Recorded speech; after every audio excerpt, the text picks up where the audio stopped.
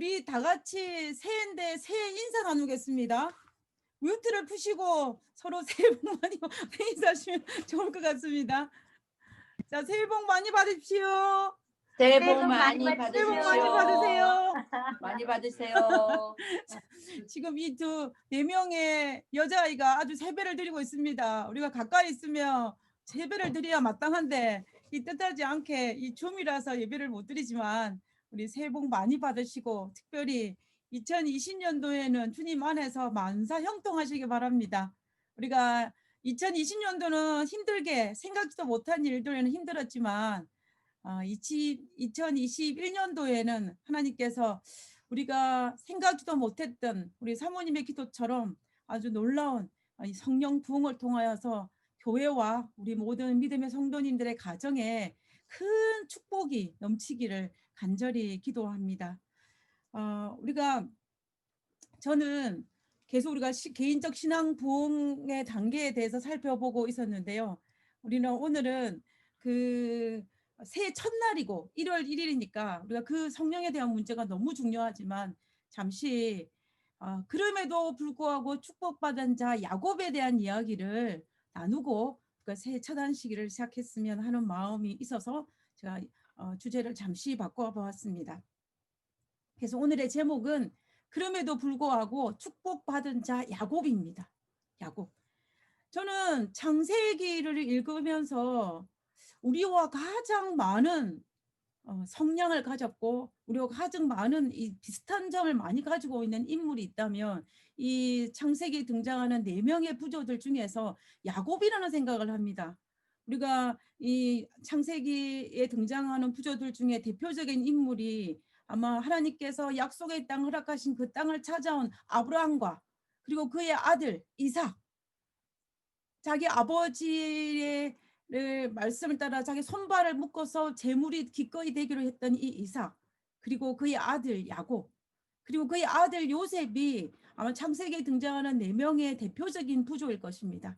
그 중에서 우리가 살펴보기를 원하는 이 야곱은 우리와 가장 많은 닮은 점도 많고, 그리고 우리가 창세기에 보면은 창세기 25장의 야곱의 출생부터 시작하여서 창세기 50장에 그가 사망할 때까지 엄청난 분량을 할애하여서 이 야곱의 생애를 다루고 있는 것을 볼 수가 있습니다. 야곱은 147세에 애굽 땅에서 잠들기까지 그의 파란만장한 생애를 이 많은 창세기의 분량을 할애하여서 기록하고 있는 것을 우리가 볼 수가 있습니다. 이 야곱은 이렇게 많은 창세기의 분량을 할애한 것도 있지만 그렇게 할 수밖에 없던 것은 야곱의 생애가 참으로 파란만장한 생애였기 때문입니다. 우리 야곱은 자기의 생애를 뭐라고 고백을 했냐면 자기 스스로 야곱이 바로에게 가로되 내 나그네 길의 세월이 130세라 그랬습니다. 근데 자기의 삶을 뭐라고 했냐면 나그네 길이라고 그랬어요. 나그네 길. 그렇게 말할 정도로 그가 험악한 세상을 살았다고, 험악한 세월을 보냈나이다라고 고백할 정도로 그의 생애는 그렇게 만만한 생애가 아니었음을 우리가 볼 수가 있는 것입니다. 그리고 야곱의 일생을 간단하게 정리를 한번 해보면요. 야곱은 가나안 땅에서 출생을 하였습니다.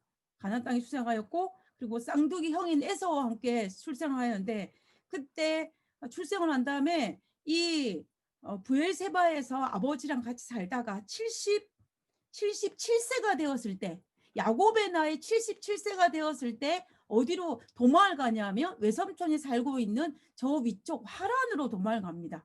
그때 나이가 77세예요. 그리고 77세였는데 그곳에서 몇 년을 사냐면 20년을 삽니다. 20년을 살다가 91세에 요셉을 출생을 해요. 출생을 하고 그다음에 97세가 될 때 가나안 땅을 돌아옵니다. 우리가 나이를 계산하니까 참 신기하죠. 오늘날 우리의 나이를 생각하면 이해가 안 될지 모르지만 우리가 연도를 잘 따져보면은 그렇게 됩니다. 그래서 97세의 나이에 가나안 땅으로 돌아오는 것을 볼 수가 있는데요. 그러면서 130세가 되었을 때 이 헤브론에서 고센 땅으로 이주를 하게 됩니다. 그때 야곱의 나이가 몇 살이냐면 130세예요. 130세.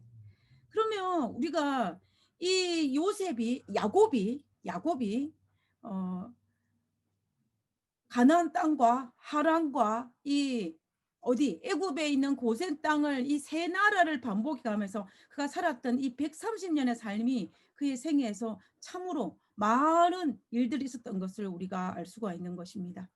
그래서 우리는 아브라함이 175세까지 살다가 잠들지 않았습니까? 그 아브라함보다, 그리고 자기 아버지 야곱의 아버지 이삭은 180세까지 살았어요. 그러면 180 산 그 인생보다 147세밖에 살지 않았던 야곱의 인생이, 야곱이 고백하기를 나의 삶은 나의 조상의 연수에 미치지 못하지만 나는 참으로 험난한 생애를 살았다고 바로 앞에 고백하는 이 야곱의 모습을 통하여서 그의 삶이 그렇게 평등한 삶이 아니었음을 우리가 알 수가 있는 것입니다. 그런데 우리가 이 야곱의 생애를 147세의 야곱의 생애를 가만히 살펴보면요. 이 야곱이 147세의 반 정도 되는 70대, 다시 말하면은 그가 하란으로 이주하기 그 전에 77세까지는 야곱의 삶이 아주 평탄했습니다. 우리가 그것을 어디에서 유출을 할 수 있냐면요. 창세기 25장에 보면은 창세기 25장 27절에 그 아이들, 쌍둥이 에서와 야곱을 이야기합니다. 그 아이들이 장성함에 에서는 익숙한 사냥꾼이었으므로 들사람이 되고 야곱은 조용한 사람이었으므로 장막에 거주하니라고 되어 있어요. 이거는 개역 개정 성경책입니다. 우리가 킹제임스 번역을 한국말로 번역한 한글 킹제임스 번역에 보면은 여기 에서가 살던 익숙한이라는 단어를 뭐라고 번역을 했냐면은 솜씨 좋은 사냥꾼이라고 번역을 했어요. 그 다음에 야곱은 조용한 사람이라 번역했는데 한글 킹제임스 번역에는 이 조용한이라는 단어를 뭐라고 이야기했냐면 평범한이라는 단어를 사용합니다. 그래서 야곱은 평범한 사람이었으므로 장막에 거주하였다라고 되어 있어요. 그래서 우리가 이것을 볼 때에 이 야곱이 가지고 있는 성량, 그의 삶은 아주 지극히 평범하고 지극히 조용하고 아주 평탄한 삶을 살았음을 우리는 이 창세기 25장 27절에 있는 이 성경절을 가지고 우리가 알 수가 있는 것입니다. 자, 그런데 이제 창세기 25장의 이 사건 이후에 이제 그의 삶에 아주 파란만장한 삶으로 접어들 수밖에 없는 한 사건이 발생을 합니다. 그 사건이 무엇이냐면은 77세의 하란으로 야반 도주할 수밖에 없었던 그 원인이 되기도 하였던 그 부분이었습니다. 우리가 알다시피 야곱이 77세에 하란으로 가고 130세에 이집트로 갑니다. 그러면 그 중간 연도를 보면은 53년이에요. 53년 동안 그의 생애가 아주 파란만장한 험악한 세월 130년을 살았다고 이 야곱이 고백하는 것입니다. 그러면서 이 53년이라는 기간 동안 그는 참으로 힘들고 또 고통스럽고 환난과 여러 가지 많은 갈등과 고민과 죄책감으로 살아야 했던 것이 바로 이 야곱의 삶이었던 것을 우리는 알 수가 있는 것입니다. 그래서 우리가 야곱의 전생애를 살펴보면 우리와 참으로 많은 닮은 점을 발견할 수 있다는 것입니다. 우리가 창세기에 등장하는 아브라함처럼 하나님의 명령을 따라 본토 친척 아비 집을 떠나고 그 믿음으로 자기의 아들을 모리아산에 번제로 바치는 아브라함보다, 그리고 하나님의 명령인 줄을 알고 아버지를 도와서 번제단에 자신의 팔다리를 묶을 수 있도록 아버지를 도우면서까지 순종했던 이삭보다도 어쩌면 우리는 이 야곱이 가졌던 캐릭터, 하나님을 믿기는 하지만 하나님을 사랑하기는 하지만 장깨를 부리고 또 넘어지기도 너무 잘하고 자기 생각대로 얍삽하게 머릿속으로 계산하고 그리고 또 쏟고 속이면서 버둥거리는 야곱의 그 삶이 우리의 삶과 참으로 많이 닮아 있다는 것입니다.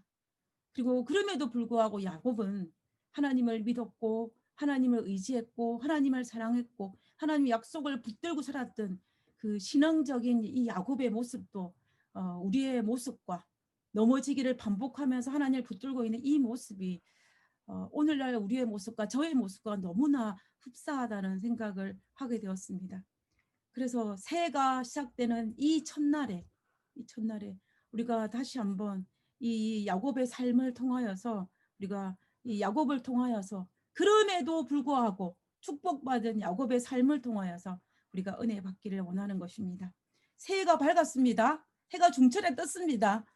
지금 이 사진은요, 그 전영철 장로님이 오늘 아침 새벽에 산에 올라가서 뜨는 해를 찍은 사진입니다.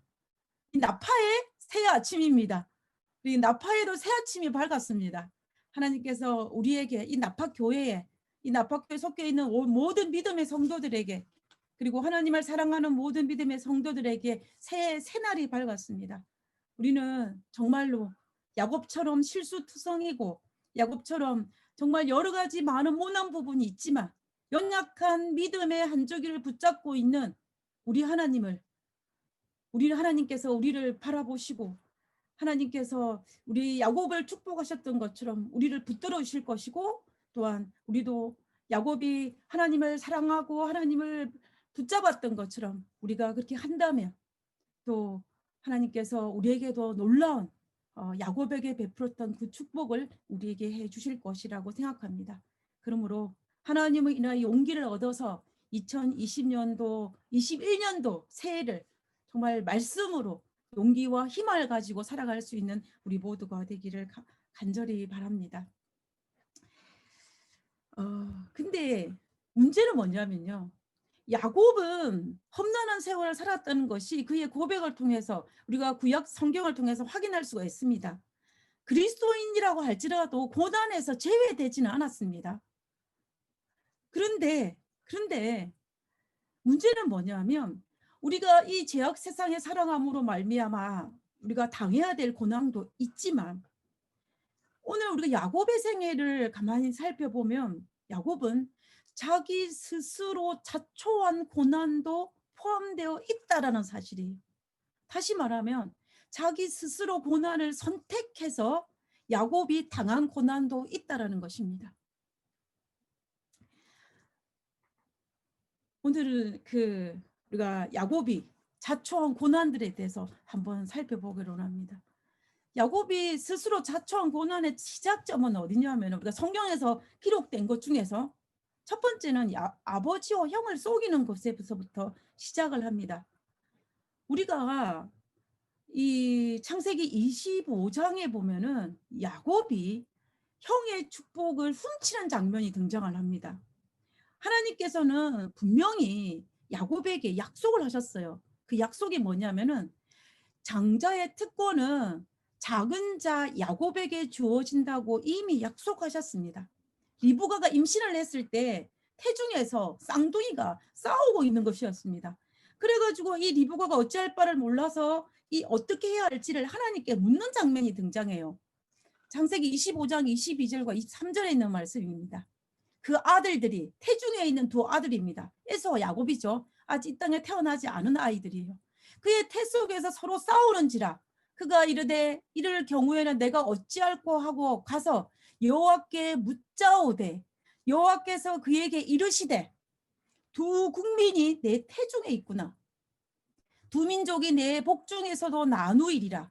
이 족속이 저 족속보다 강하겠고 큰 자가 어린 자를 섬기리라. 큰 자가 작은 자를 섬기리라고 분명히 하나님께서 누구에게? 리브가에게 이 이야기를 했어요. 자, 그러면 어머니가 임신을 했을 때 우리가 태몽을 꾸지 않습니까? 그럼 태몽을 꿨을 때는 그 태몽을 잘 기억해 둡니다. 근데 하물며 이거는 태몽 정도가 아니에요. 하나님께서 이 아이를 임신한 리브가에게 이 이야기를 했으니까 이 어머니 리브가가 이 이야기를 자기 혼자 가슴에 묻고만 있었겠습니까? 절대로 아니죠. 누구한테 이야기를 했을까요? 당연히 남편에게 이야기하죠. 남편에게 에서에게 이야기했을 것입니다. 내가 이런 일이 있었다고 하나님께서 말씀하시기를 큰 자가 어린 자를 섬길 것이라고 분명히 말씀했다고 이야기했을 것입니다. 그리고 우리의 생각으로만 생각해도 리브가는 특별히 둘째 아들인 야곱을 편애할 정도로 사랑했어요. 그러면 그 아들이 그 이야기를 안 했겠습니까? 당연히 했죠. 당연히 했을 것입니다. 근데 이거는 우리가 상식적으로 생각해도 충분히 게스할 수 있는 부분이에요. 부조화 선지자에서는 뭐라고 기록하고 있냐면은 이 사실을 리브가도 알았고 에서도 알았고 심지어 야곱도 알았고 심지어 누구도 알았냐면 에서도 알았다 그랬어요. 남편인 이삭도 알고 그리고 야곱도 알고 심지어 누구? 큰 자인 이 큰 자가 어린 자를 섬길 것이라고 했던 그 큰 자 에서까지도 알았다라고 기록하고 있는 것을 볼 수가 있습니다. 그런데 문제는 아버지인 이삭이 이 사실을 알았음에도 불구하고 자신과 반대 캐릭터를 가진 누구를 사랑했냐면 에서를 사랑했어요. 에서를 사랑했습니다. 사랑하는 것까지는 어느 정도 익스큐즈 할 수 있을지 모르겠습니다. 근데 이삭은 하나님께로부터 큰 자가 어린 자를 섬길 것이라는 걸 알고 있었어요. 그런데 어떻게 합니까? 이삭은 그 사실을 알았음에도 불구하고 이 하나님께서 하신 말씀을 묵인하고 묵살하고 어떻게 하는 거예요? 장자권을 큰아들 에서에게 물려주고자 시도했다라는 것입니다. 그리고 에서는 어떻습니까? 에서는 어떻습니까? 큰 자가 어린 자를 섬길 것이라는 것도 그가 알았지만 에서는 영적인 장자권에는 별로 관심이 없었습니다. 그러나 어디에 관심이 많았냐면은 재산에는 관심이 있었어요. 그런데 그 당시에는 장자에게 주는 혜택은 오늘날 장남에게 주는 혜택과 차남에게 주는 그것과 비교가 안 됩니다. 장남에게 거의 오늘날 나쁜 말로 하면 거의 올인을 하는 거예요. 많이 줍니다. 그런데 이 에서가 큰 자가 어린 자를 섬길 것이라는 이 말씀을 알았음에도 불구하고 무엇이 욕심이 났냐면 장자가 가졌던 재산에 대한 관심이 있었던 거예요. 그리고 리브가와 야곱도 이 사실을 알았음에도 불구하고 하나님의 약속이 성취되길까지 기다리지를 못했습니다. 기다리지를 못했고냐면 성급한 마음에 아버지를 속이고 형을 속이고 그 장자의 특권을 빼앗으려고 시도했다라는 것을 볼 수가 있는 것입니다. 이때 이삭의 나이가 몇 살이냐면 137세입니다. 근데 우리가 성경에 보면 이 그림에 보면은 이삭이 굉장히 백발이 성성한 할아버지고 또 우리가 보면 이삭이 눈이 멀었다고 했기 때문에 굉장히 이제 임종을 얼마 남지 않은 할아버지의 모습으로 보이잖아요. 근데 실제로 이삭이 실제로 사망했을 나이를 보면은 야곱이 다시 하란에 갔다가 돌아오고 난 다음에 돌아가시거든요. 그럼 180세에 돌아가십니다. 그러면 43년 이 사건이 발생한 이후에 43년이 지나고 난 다음에 누가 돌아가시냐면 이삭이 돌아가시는 거예요. 그러면은 아직도 눈은 안 보이지만은 이삭의 활력이 넘쳤다라는 것입니다. 그러면 충분히 기다릴 수 있었다라는 이야기예요. 그러나 이삭도 기다리지 못했고 누구도 야곱도 리브가도 기다리지 못함으로 말미암아 창세기 25 창세기에 등장하는 이 가족의 비극을 27장에 등장하는 이 야곱이 형과 아버지를 속이는 가족의 비극적인 사건이 등장하는 것을 볼 수가 있는 것입니다. 그래서 저는 이 모습을 살펴볼 때 참 마음이 아프다는 생각을 해요. 조금만 더 기다렸으면 좋았을 텐데. 근데 우리가 가만히 생각해 보면요.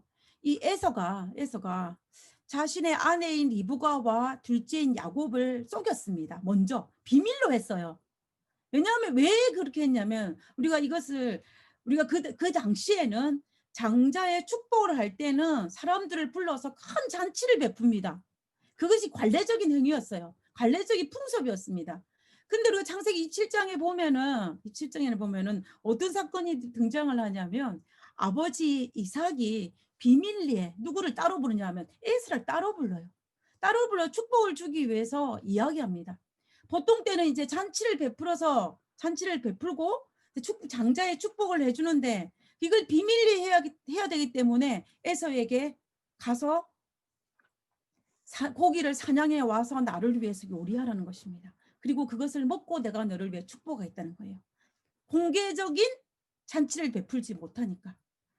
그리고 리브가와 야곱은 이 사실을 알았어요. 세상에 비밀이 어디 있겠습니까? 다 알게 돼 있죠. 어떻게 알았는지는 알 수 못하지만 이 리브가가 그 사실을 듣게 돼요. 그래서 이제 리브가도 그다음에 야곱과 같이 아버지를 속이고 이제 자기 집안에 있는 염소새끼를 잡아서 마치 사냥한 고기처럼 하고 에서의 옷을 입고 또 그 염소 틀을 몸에 붙이고 에서처럼 행세를 하며 아버지의 침소에 들어간 것입니다. 들어간 것입니다. 다 기다리지 못한 자들의 모습인 것을 볼 수가 있어요. 근데 이 대화에서 야곱이 자신의 거짓 행위를 멈출 수 있는 기회가 몇 번 있었습니다. 우리 창세기 27장 18절에 19절에 있는 말씀을 먼저 살펴보면 야곱이 아버지에게 나아가서 내 아버지하고 부르니 이르되 내가 여기 있노라. 내 아들아 내가 누구냐? 아버지가 아들이 들어왔는데 도대체 네가 누구냐고 물어요. 아무리 눈이 멀었다 할지라도 아버지가 자신의 아들의 음성을 듣고 모를 수는 없습니다. 그런데 아버지 이삭이 야곱에게 도대체 네가 누구냐고 물어요. 이때 야곱은 멈춰야 됐어요. 이 아버지를 속이는 거짓 연극을. 그런데 야곱은 멈추지 않았습니다. 그리고 오히려 그가 뭐라고 하냐면 아버지 나는 아버지의 맏아들 에서로소이다 라고 거짓을 이야기합니다. 이 이야기를 들은 누가? 이삭이 목소리가 이상한 거예요. 그래가지고 의심을 떨쳐부를 수가 없어서 다시 질문을 합니다. 이삭이 야곱에게 이르되 내 아들아 가까이 오라. 내가 과연 내 아들 에서인지 아닌지 내가 너를 만져보려 하리라 그럽니다. 이 이야기를 들었을 때 야곱의 마음이 어떻게 했을까요? 모르긴 몰라도 야곱의 마음이 콩닥콩닥 했을 것입니다. 그때 야곱은 자신의 거짓 연극을 멈출 수 있는 또 하나의 찬스가 온 것입니다. 그러나 이 누구는 야곱은 그걸 멈추지 않고 아버지께 용서를 구하지 않고 계속해서 이제 거짓 연극은 지속되는 것을 볼 수가 있습니다. 이삭이 아들을 만졌어요. 만졌는데 그래도 그의 마음속에 뭐가 떨쳐버릴 수 없냐면 의심을 떨쳐버릴 수가 없었던 것입니다. 그래가지고 창세기 27장 24절에 그가 이렇게 이야기합니다. 이삭이 이르되 내가 참 내 아들 에서냐? 네가 진짜로 내 아들 에서냐? 이렇게 묻는 거예요. 정말로 내 아들 에서냐? 라고 이야기하는 것입니다. 이 이삭이 야곱에게 세기를 박는 거죠. 네가 정말로 나의 아들 에서냐라고 묻는 것입니다. 이때에 야곱이 다시 한번 멈출 수 있는 찬스가 되었습니다. 그러나 그가 세 번째로 또 거짓말을 아버지에게 얘기합니다. 그러하니하다. 맞습니다. 제가 에서입니다. 라고 이야기하는 것을 우리가 볼 수가 있는 것입니다. 야곱은 비록 장자의 권한에 대해서 갈망했을지라도 하나님께서 그에게 약속했을지라도 믿음으로 정직한 방법으로 하나님의 때를 성실히 기다릴 필요가 있었습니다. 그러나 야곱은 기다리지 못했고 하나님보다 한 발 먼저 나간 것입니다. 하나님의 때를 기다려야 되는데 하나님을 뒤따라가야 되는데 뒤따라가는 걸 기다리지 못하고 하나님보다 먼저 한 발 앞서서 나아가고자 시도했던 이 야곱의 모습을 볼 수가 있는 것입니다. 물론 여기에는 어머니 리브가 더 큰 한복을 했지만 말입니다. 그러나 이 결과로 말미암아 이 가족의 이루어온 결과는 참으로 엄청난 것이었습니다. 우리가 알다시피 야곱은 이로 말미암아 외삼촌 라반의 집에 도망갈 수밖에 없었고 그리고 그곳에서 20년 동안 속고 속이는 엄청난 대가를 지불할 수밖에 없었습니다. 그뿐만 아니라 자기가 그토록 사랑하는 어머니를 한 번도 그 위를 만날 수가 없어요. 나중에 이 야곱이 다시 돌아왔을 때 다시 고향 가나안 땅에 돌아왔을 때는 이 어머니 리브가에 대한 언급이 없습니다. 단지 누구의 이야기냐면 유모인 드보라로 말미암아 위안을 받았다라고 되어 있어요.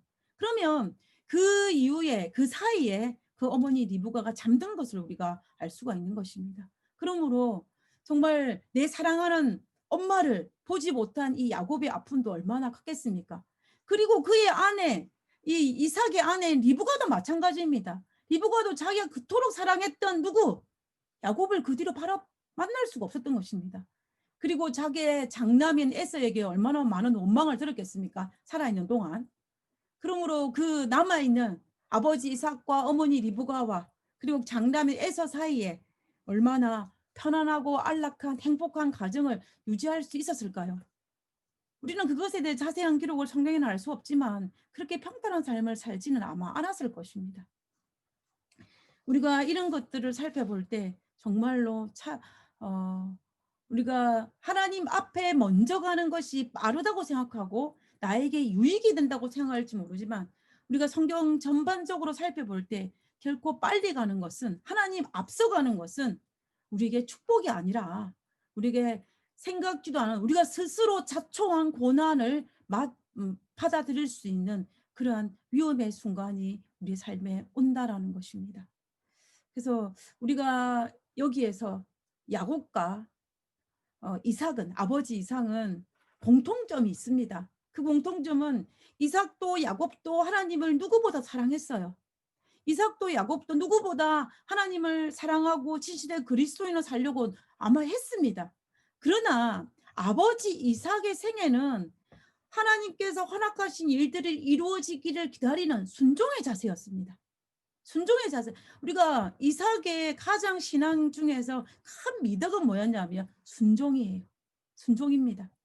그런데 야곱은 그의 아들임에도 불구하고 하나님을 사랑하는 그 부분은 똑같았는데 자기 아버지의 그 순종적인 삶은 배우지를 아마 못했던 것 같습니다.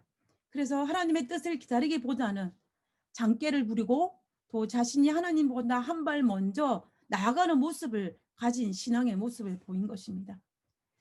그래서 어쩌면 우리가 구약에 등장하는 4명의 부족 중에서 가장 편안하고 평탄한 삶을 살았던 부족가 이삭이라면 또 그와 반면에 야곱은 가장 파란만장한 삶을 살았던 자가 바로 야곱인 것을 우리가 볼 수가 있는 것입니다.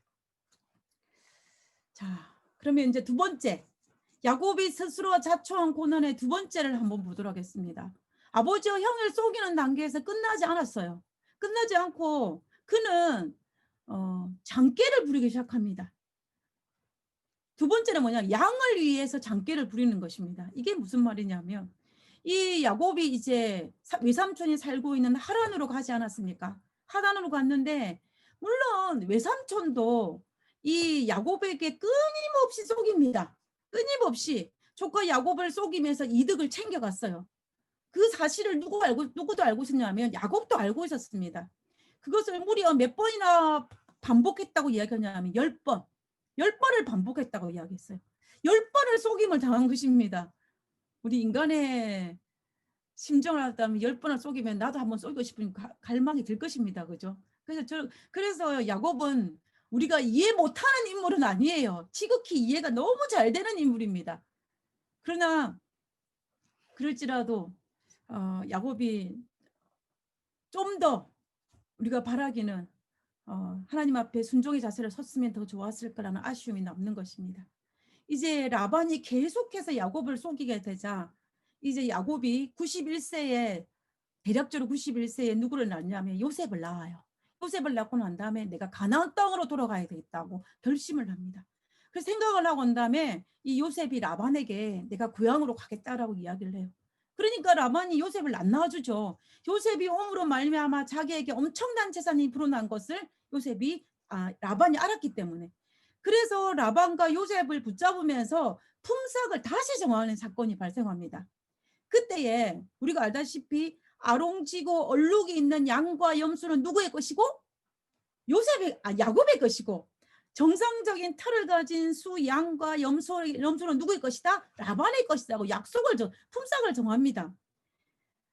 그런데 우리가 여기에서요 한 가지 생각해 보면은 지금까지 성실히 묵묵히 참을성 있게 기다린 야곱은 장깨를 내지 않고 하나님의 축복을 기다려야 됐었어요. 그 약속을 했으면. 왜냐하면 이익을 기다릴 수 있는 하나의 근거가 또 있습니다. 하나님께서 이미 우리가 창세기를 자세히 읽어보면 이것을 하기 전에 먼저 하나님께서 야곱에게 약속을 하신 게 있어요. 그 약속이 뭐냐면은 꿈에 하나님의 사자가 내게 말씀하시기를 야곱아 하기로 내가 대답하여 여기 있나이다 하매 이르시되 내 눈을 들어보라. 양떼를 탄 양은 다 답니다. 얼룩 무늬가 있는 것, 점이 있는 것과 아롱진 것이니라. 라반이 내게 행한 모든 것을 내가 보았노라. 하나님께서 야곱에게 말씀하시기를 얼룩 무늬고 점 있고 아롱진 것이 그 양떼가 다 있는 것을 내가 보았다라는 것입니다. 이 약속을 이미 받았어요. 하나님께서 야곱에게 주셨습니다. 그러면 하나님께서 이것을 하실 것을 믿고 뭐 하기만 됩니까? 기다리면 돼요. 기다리면 됩니다. 근데 야곱은 또 장기를 부립니다.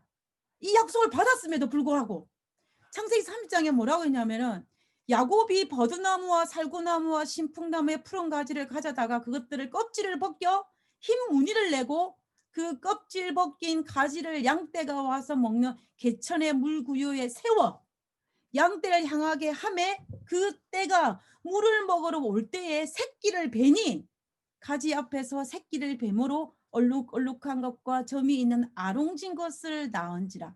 우리가 창세기를 이 문자들을 읽으면은 마치 야곱이 이 껍질 벗긴 가지를 세워놓아서 임신할 때에 그것을 봐서 이 태어난 아기들이 태어난 이 송아지 새끼 양들이 얼룩얼룩한 것과 점 있는 것과 아롱진 것이 태어난 것처럼 보여요.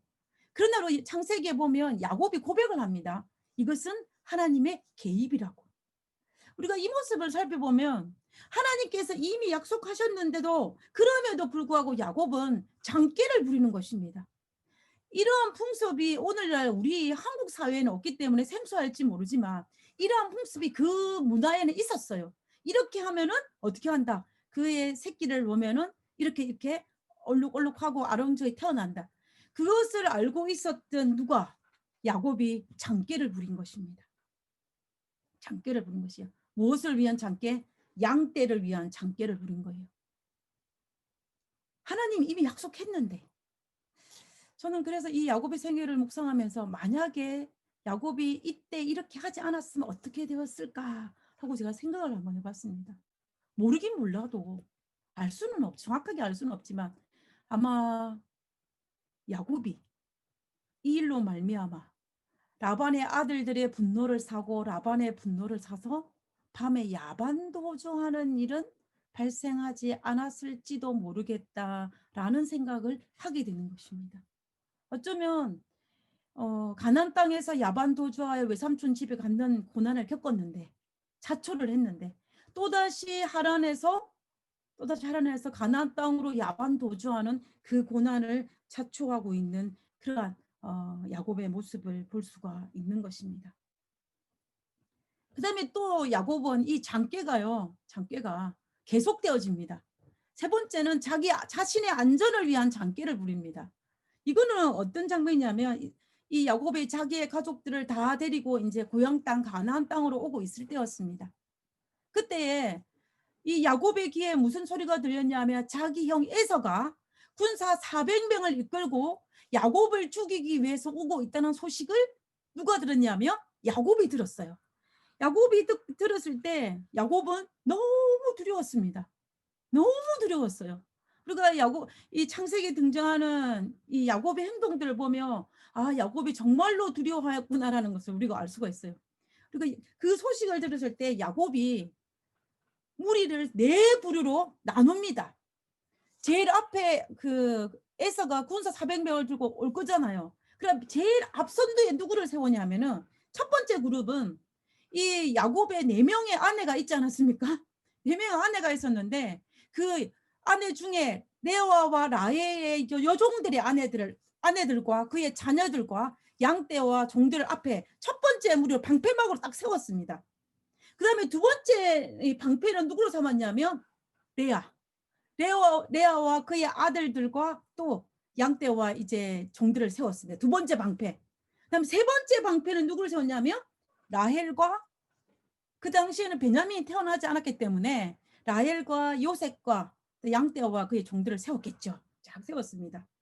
그리고 자신 누굽니까? 야곱은 야복강을 건너편에 홀로 남은 것입니다. 우리가 지금까지 이 야곱의 모습 속에서 우리는 야곱이 야복강에서 하나님과 씨름하는 장면에 너무 포커스를 많이 맞추다 보니까 이 장면을 간혹 스킵할 때가 있어요. 그런데 이 모습을 가만히 살펴보면은 이 야곱이 얼마나 장꾀를 부리는지, 제일 앞에 방패막이 세우고 두 번째 방패막이 세우고 세 번째 방패막이 세우고 자기는 그 뒤에 숨은 것입니다. 숨었습니다. 이 모습 속에 야곱의 장깨와 자신의 아내들과 그 아들들에 대한 차별 대우가 너무나 눈에 확 들어옵니다. 이 모습을 바라본 아내들과, 네 명의 아내들과 그 자녀들이 무슨 생각을 했을까요? 아버지를 존경하는 마음이 있었을까요? 제가 뭐 물어보지 않아서 알 수는 없지만 아버지를 존경하는 마음은 좀 덜했을 것 같아요. 그리고 또 그런 차별 대우를 받는 아내들과 그 자녀들 사이에 화목하고 잘 지내기를 바란다는 것은, 기대한다는 것은 어불성설입니다. 아버지로부터 차별 대우를 받았던 아내들, 아버지로부터 아닌 남편에게 차별 대우만 아내들 사이에 시기와 질투가 없다는 것이 있을 수가 없어요. 화목했다는 것은. 그리고 그의 자녀들도 마찬가지일 것입니다. 그래서 어쩌면 이 아내들과 그의 자녀들이 이루은 시기와 질투는 그들 스스로 자초한 것인 것을, 누구 스스로? 야곱 스스로 자초한 것인 걸 볼 수가 있어요. 그래서 야곱 스스로 자초한 고난입니다. 그는 내 아내와 많은 아이들이 있었지만 그의 가정은 평탄하지 못했습니다. 아들들끼리는 맨날 싸우고, 그리고 네 명의 와이프 사이에는 신경전이 벌어지는 이러한 가정에서 어떻게 평탄한 가정을 유지할 수 있었겠습니까? 야곱이 스스로 자초한 고난입니다. 그러나 우리가 참 근데 우리가 감사하게는 뭐냐면요, 하나님께서 야곱과 에서가 화해하게 된 결정적인 이유는 야곱의 이런 장깨 때문이 아니었다는 거예요. 야곱은 자신이 장깨를 부려서 첫 번째, 두 번째, 세 번째 그룹 자기를 방패막이 삼고 많은 예물들, 선물들을 형에게 주었기 때문에 형의 분노가 사라진 것이 아니었습니다. 형과 야곱이 화해할 수 있었던 이유는 이 야곱이 형에게 주었던 선물 때문도 아니었고 야곱이 형에게 용서를 빈 것 때문도 아니었습니다. 그것은 무슨 이유가 뭐였냐면 하나님의 개입이었어요. 하나님의 임재였습니다. 하나님께서 야곱에게 나타난 그 밤에, 그 동일한 밤에 하나님께서 누구에게도 나타나셨냐면 에서에게 나타나셨습니다. 에서에게 나타나셔서 이 야곱이 외삼촌 라반의 집에서 얼마나 고생하였는지, 그리고 그의 어머니를 그리워하면서 얼마나 애통해했는지를 하나님께서 에서에게 보여주었습니다. 그 모습을 바라본 에서가 야곱을 용서한 것입니다. 나만 힘들었는 줄 알았는데 누구도 힘들었다는 거예요. 내 동생 야곱도 힘들었다는 것입니다. 우리가 사실은 누구를 용서하지 못할 때는 내 상처가 너무 크게 느껴질 때는 다른 상대편의 상처가 보이지 않을 때 용서가 안 되는 것입니다. 나의 상처도 있지만 내 상처보다 더 큰 상처를 받았다는 것을 상대편이 받았다는 것을 알게 되면 우리는 자연스럽게 용서할 수 있는 것입니다. 그래서 하나님께서는 에서에게 그 어떤 말보다 더 큰 야곱이 얼마나 고생하고 힘들었는지, 그가 얼마나 고향을 그리워하고 가족을 그리워하고 부모를 그리워했는 그 야곱의 모습을 보여줌으로써 에서의 마음이 정말 눈 녹듯이 녹게 하심으로 그가 처음에는 야곱을 죽이기 위해서 군사 400명을 이끌고 왔지만 그 야곱의 아픔을 보고 에서는 화해했던 것을 볼 수가 있는 것입니다. 그러므로 야곱이 장꾀를 부리지 않아도 될 뻔했어요. 그런데 야곱은 여전히 장꾀를 부리는 것입니다. 그로 말미암아 이 아들들과 아내들은 자기 남편이 얼마나 차별 대우하는지, 얼마나 이기적인지를 바라보고 또 그 가정은 더 평탄하지 않은 모습으로 가지 않았을까라는 생각을 하게 됩니다. 우리가 야곱은 정말로 하나님을 사랑했으면은 두말할 없는 사실이에요. 그가 했던 수많은 모습을 볼 때 그는 분명히 신앙인이었습니다. 그러나 그럼에도 불구하고 야곱은 기다리지 못했고 한 발 먼저 하나님 앞에 나아감으로 말미암아 장깨를 부림으로 말미암아 그가 비록 아름다운 신앙을 가지긴 했지만 스스로 자초한 엄청난 고난을 감내할 수밖에 없었다라는 것입니다. 그다음 두 번째는 이제 야곱이 스스로 자초한 고난의 네 번째인데요. 차별대우입니다. 차별대우. 이거는 우리가 너무나 잘 알 수 있는 부분입니다. 그는 그의 아내들도 차별대우했고 그의 아들들도 차별대우했습니다. 이 차별대우의 극치가 요셉을 향한 차별대우였습니다. 그죠? 요셉을 향한 차별대우였습니다. 그러므로 말미암아 이 차별대우로 말미암아 야곱은 자기가 그토록 사랑했던 요셉을 죽었다는 소식을 가슴에 묻고 고통스러워해야만 아버지의 삶을 살아야만 했어요. 물론 잘못된 소식이긴 하지만 이 야곱은 그것이 사실이라고 믿고 많은 시간 동안 아들을 그리워하며 살아야만 했던 아버지의 모습입니다. 우리가 자녀가 죽는 그 고통을 부모가 감당하는 것만큼 힘든 거는 세상에 별로 없습니다. 세상에 별로 없어요. 우리가 그 어떤 말로 위로할 수 없는 부분이에요. 근데 그것을 차별대우 결과로 말미암아 가졌던 것을 볼 수가 있는 것입니다. 결국 우리는 야곱은 분명히 믿음의 사람이고 아름다운 신앙을 가진 사람에도 불구하고 하나님의 사랑했던 사람이었지만 그가 하나님을 따라가는 삶을 살지 않고 하나님 앞서가는 삶으로 말미암아 자기의 생각과 꾀를 부림으로 말미암아 자신이 당하지 않아도 될 고난들을 스스로 자초했던 그런 많은 모습들 우리가 볼 수 있었던 것입니다. 그런데 우리가 여기에서 끝나면은 너무 슬프죠. 근데 우리가 창세기를 읽어보면 그럼에도 불구하고 하나님께서는 어떻게 하셨냐면 야곱을 축복하셨어요. 그럼에도 불구하고 야곱이 이렇게 함에도 불구하고 하나님은 누구를? 야곱을 축복했다라는 사실입니다. 야곱은 둘째 아들임에도 불구하고 아브라함의 언약에 따라서 상속자의 축복을 받았습니다. 그럼에도 불구하고 아브라함이 맺은 축복인 이 큰 민족을 이루리라는 그 축복, 상속자의 축복을 하나님께서는 야곱에게 3번 재확인시켜 주셨습니다. 그것도 야곱이 힘들 때마다, 위기 때마다, 아주 정말 극한 상황일 때마다 하나님께서는 야곱에게 나타나셔서 너는 상속자다. 언약의 백성의 그 상속자라는 약속을 해주시는 것을 볼 수가 있습니다. 첫 번째 약속을 주었을 때는 이 야곱이 하란으로 외삼촌 집 하란으로 도망갈 때였습니다. 그가 외삼촌 집에 도망갔을 때 그때는 하나님께 범죄하였다라는 그 죄책감을 가지고 도망가는 입장이었습니다. 그가 장자의 축복을 받으려고 했는데 그런 말미암아 아버지를 속이고 형을 속이고 또 누구를 속였다? 하나님을 속였다는 그 죄책감에 사로잡혀서 정말로 이 베델에서 돌베개를 베고 잠들은 그때에 하나님께서 나타나셔서 이 야곱에게 하신 약속입니다. 내 자손이 야곱아 너의 자손이 땅에 티끌같이 되어 내가 서쪽과 동쪽과 북쪽과 남쪽으로 퍼져나갈 것이며 땅의 모든 족속이 너와 내 자손으로 말미암아 복을 받으리라.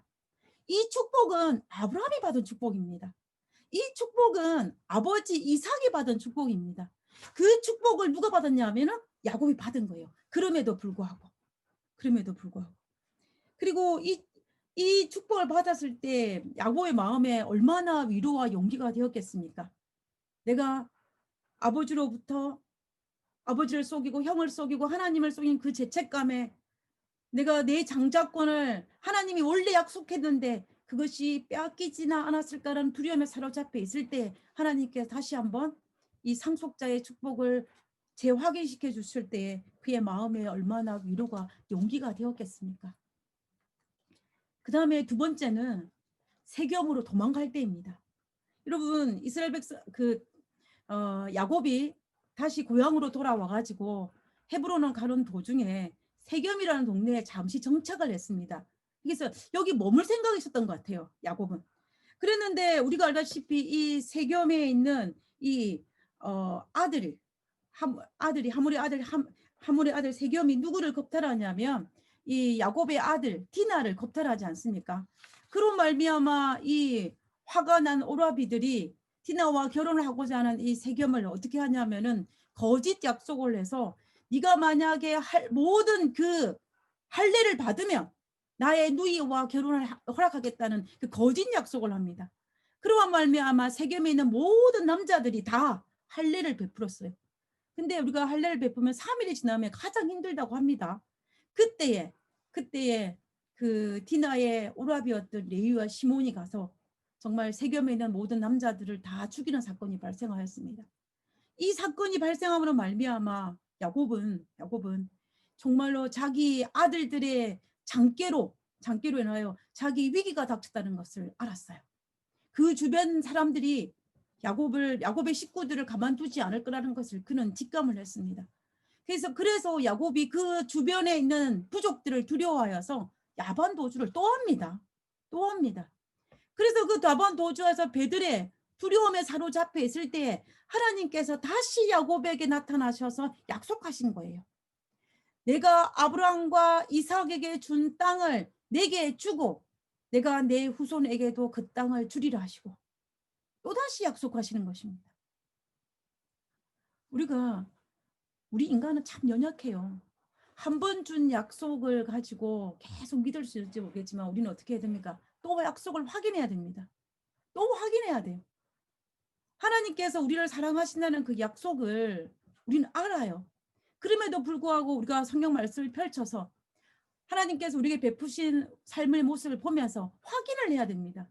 그래야만이 우리가 오늘을 살아갈 수 있는 넉넉한 힘이 되는 거예요.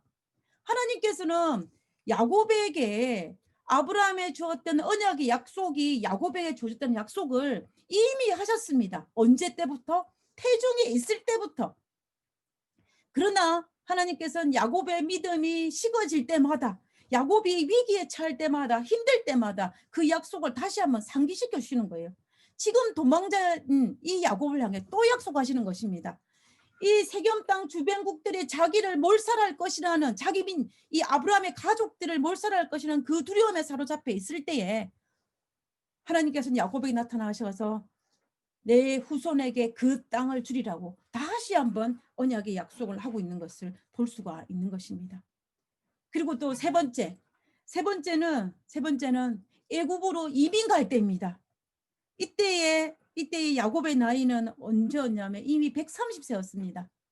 비록 애굽에는 누가 있어요? 나의 사랑하는 아들 요셉이 죽지 않고 살아 있어서 그 아들을 보러 가는 길이라는 것을 알았습니다. 그러나 야곱에게 있어서 애굽이라는 나라는 그냥 우리가 이민 가는 나라가 아닙니다. 우리가 한국에서 미국으로 이민을 왔는데 그런 이민 가는 그런 차원의 문제가 아니에요. 애굽이라는 나라는 자기 할아버지 아브라함도 자기 아버지 이삭도 애굽으로 가면 영적으로 실패한 나라였습니다. 그래서 애굽으로 내려가는 것은 영적인 실패를 각오하는 거였습니다. 그뿐만 아니라 지금 야곱은 하나님께서 야곱에게 허락하신 땅은 가나안 땅이에요. 하나님께서 허락하신 약속의 땅 가나안입니다. 그 땅을 버리고 이방인의 땅 애굽으로 내려간다는 것은 야곱에게 많은 생각들을 할 수밖에 없는 상황이었습니다. 그리고 그에게 많은 정말 착잡한 감성들을 가질 수밖에 없는 상황이었어요. 그래서 그때에 하나님께서는 또다시 야곱에게 나타나서 약속하십니다. 창세기 46장 3절에 하나님이 이르시되 나는 하나님이라 내 아버지 하나님이니 애굽으로 내려가기를 두려워하지 말라. 애굽으로 내려가는 것을 야곱이 두려워하고 있다는 이야기예요. 내 아들을 만나는 기쁨은 있지만 애굽에 내려가는 걸 두려워하고 있다는 것입니다. 그런데 하나님께서 야곱에게 두려워하지 말라라고 이야기하는 거예요. 내가 거기서 너로 무엇을 이루게 하겠다? 큰 민족을 이루게 하겠다.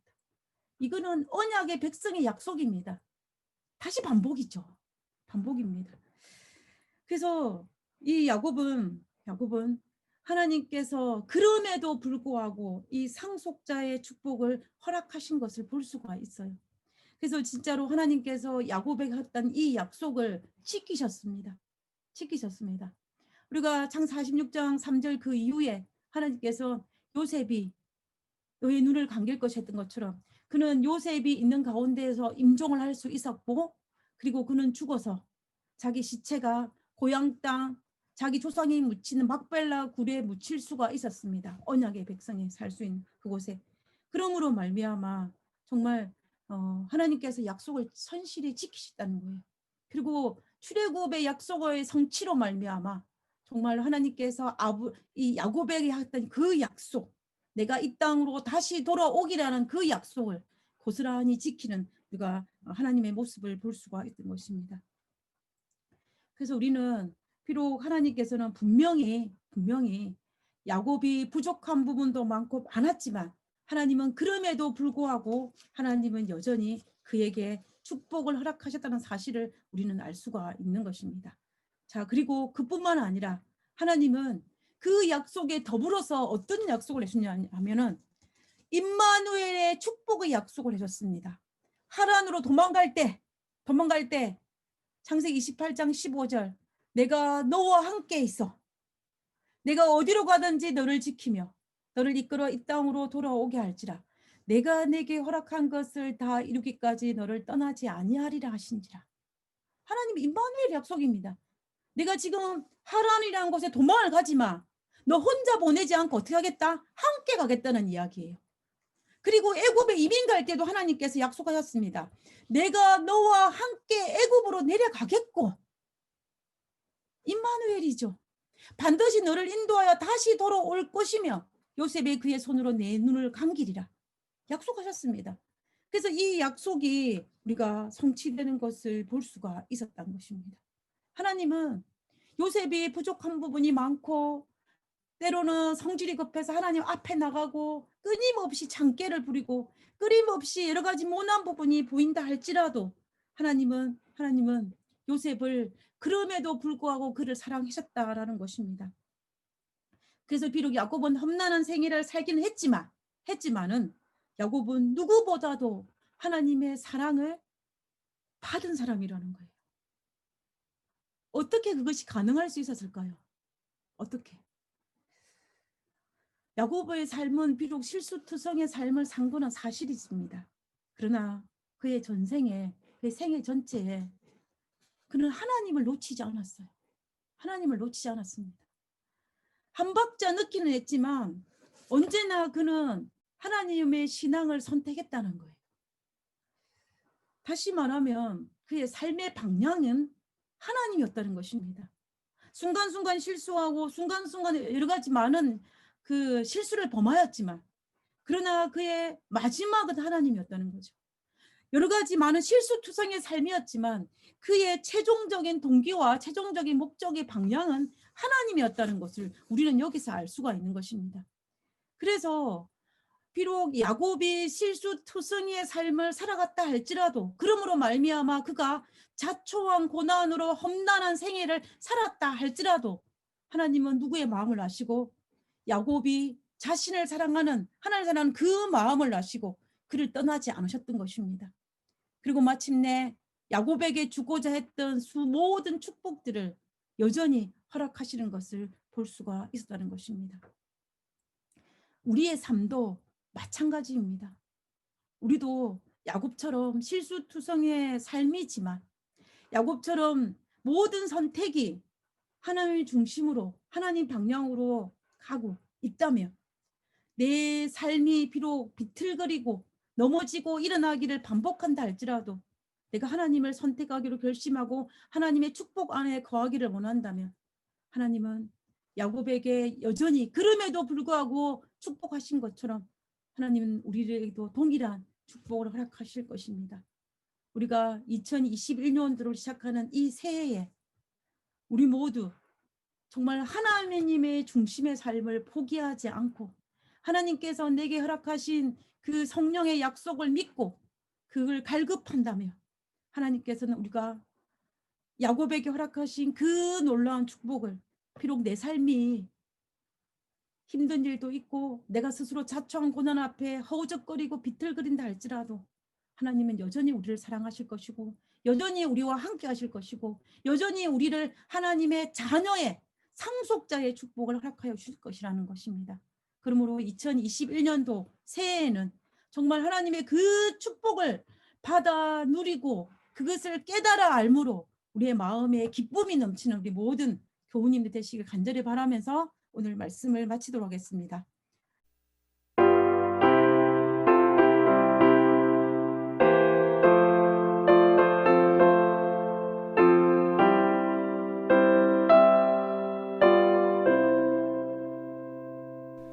이 기쁜 소식을 온 세상 전하세.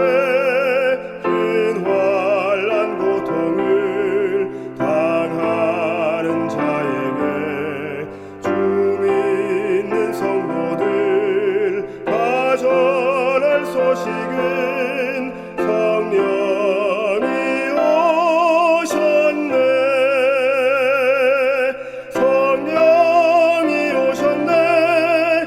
성령이 오셨네. 내 주에 보내신 성령이 오셨네.